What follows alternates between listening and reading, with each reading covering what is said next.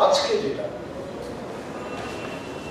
যে বিষয়টা আসছে, পার্বত্য চট্টগ্রামের বিভিন্ন সময়ে সংঘটিত হত্যাযজ্ঞ ও বিশেষ করে লংগদুর, পাকুয়াখালীর ৩৫ কাঠুরিয়া হত্যাসহ সব ধরনের গণহত্যার বিচার দাবি করেছে পার্বত্য চট্টগ্রাম নাগরিক পরিষদ লিগ্যাল এইড জাতীয় কমিটি।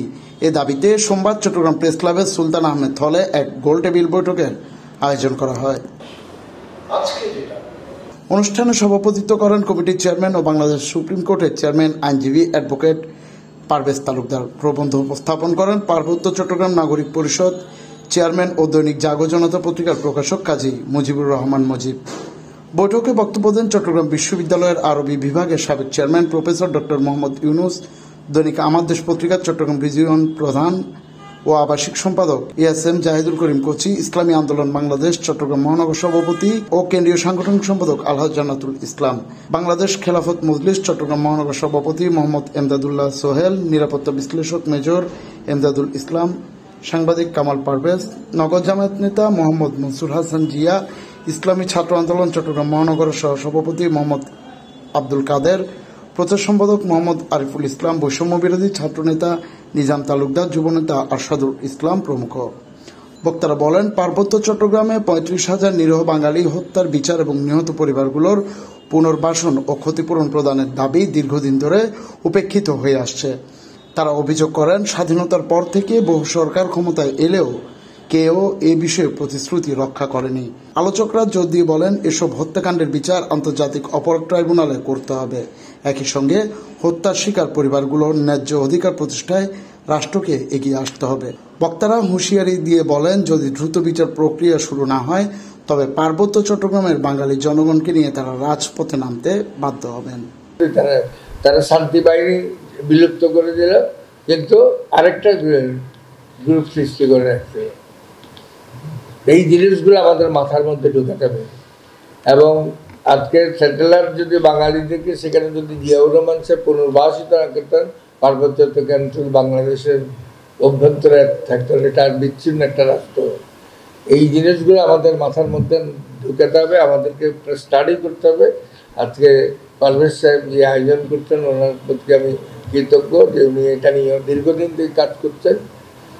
আমরাও এটা নিয়ে অনেক দেখার চর্চা করেছি। এই চর্চার মধ্যে আমরা যা দেখেছি সেটা হচ্ছে যে ষড়যন্ত্রের বিরুদ্ধে কিন্তু বাঙালিদেরকে ঐক্যবদ্ধ করার দায়িত্ব হচ্ছে আমাদের রাজনৈতিক দলগুলো। কিন্তু আমাদের রাজনৈতিক দলে বিভক্ত, বামরা এক কথা বলেন, অন্য দলগুলো এক কথা বলেন পার্বত্য চট্টগ্রামে। এবং আমাদের দেশে অনেক জানেন সুশীল সকল সুশীল আছেন, তারা বিভিন্ন সময় এখানে এসে বিভ্রান্তি সৃষ্টি করার চেষ্টা করেন। এই বিভ্রান্তি থেকে রক্ষার জন্য আমার মনে হয় এই ধরনের সেমিনার আরো করা যেত। বাংলাদেশ সিংহভাগ আমদানি বাণিজ্য এবং রপ্তানি বাণিজ্য থেকে শুরু করে বাংলাদেশ একটি পঙ্গু রাষ্ট্রে পরিণত হতো। তাই এই যেসব বাঙালি জনগণ আজকে জীবন দিয়ে পার্বত্য চট্টগ্রামকে রক্ষা করেছে, পার্বত্য চট্টগ্রামের স্বাধীনতা সার্বভৌমত্বকে রক্ষা করেছে, তদুপরি বাংলাদেশ স্বাধীনতা সার্বভৌমত্বকে রক্ষা করেছে, আমরা চাই তাদেরকে বীরশ্রেষ্ঠ, বীর বিক্রম এই ধরনের উপাধিতে খেতাবে ভূষিত করে তাদেরকে সম্মানিত করা হোক। এবং আপনারা জানেন, পার্বত্য চট্টগ্রামকে রক্ষা করতে গিয়ে বাংলাদেশ সেনাবাহিনীর অনেক অফিসার জীবন দান করেছে। পার্বত্য চট্টগ্রামকে রক্ষা করতে গিয়ে ম্যালেরিয়া এবং নানা রকম রোগে শোকে অনেক সেনাবাহিনীর সদস্য জীবন দিয়েছে। আপনারা জানেন, পার্বত্য চট্টগ্রামে শহীদ হয়েছে মুন্সি আব্দুর রৌফ, যার কবর পার্বত্য চট্টগ্রামের নানিয়াচরের রাঙামাটির নানিয়াচর উপজেলায় অবস্থিত। এবং পার্বত্য চট্টগ্রাম 7 বীরশ্রেষ্ঠর এক শহীদকে ধারণ করে। এই পার্বত্য চট্টগ্রামে রয়েছে গৌরবময় ঐতিহ্য। 5000 বর্গমাইলের এই পার্বত্য চট্টগ্রাম খনিজ সম্পদে ভরপুর এবং পর্যটন শিল্পের জন্য বিখ্যাত। যদি পার্বত্য চট্টগ্রামকে আমরা সঠিকভাবে ব্যবহার করতে পারতাম, আজকে বাংলাদেশ সিঙ্গাপুর থাইল্যান্ড হয়ে যেত। যে বর্তমান সরকার ডক্টর ইউনূস সাহেবের সরকার, এটা বাম সরকার, আগেরটা ছিল রাম সরকার। কারণ হলো ডক্টর ইউনূস সাহেব আগস্ট বিপ্লবের পরে রংপুরে গিয়েছিলেন শহীদ আবু সাইদের বাড়িতে কবর জিয়ারত করার জন্য। সেখানে একটা সাঁওতাল মেয়ে ওনার সামনে দাঁড়িয়ে বলেছিল যে আমরা আদিবাসী, আমাদের জন্য কি ভাবনা আপনার। উনি বললেন আদিবাসী ছাড়া বাংলাদেশে কোনো উন্নয়ন হবে না। তারপরেই কিন্তু আদিবাসী নিয়ে খুব তুরে জোরে লেগে গেছে। তা আদিবাসী স্বীকৃতি পাওয়া মানে কি জানেন আপনারা? আদিবাসী স্বীকৃতি পাওয়া মানে যে অঞ্চল আদিবাসী স্বীকৃতি লাভ করবে সে অঞ্চলে কোনো প্রশাসন থাকবে না, পুলিশ থাকবে না, সেনাবাহিনী থাকবে না, কোর্ট কাছারি থাকবে না, আদালত কিছুই থাকবে না, সাংবিধানিক কোনো কিছুই থাকবে না।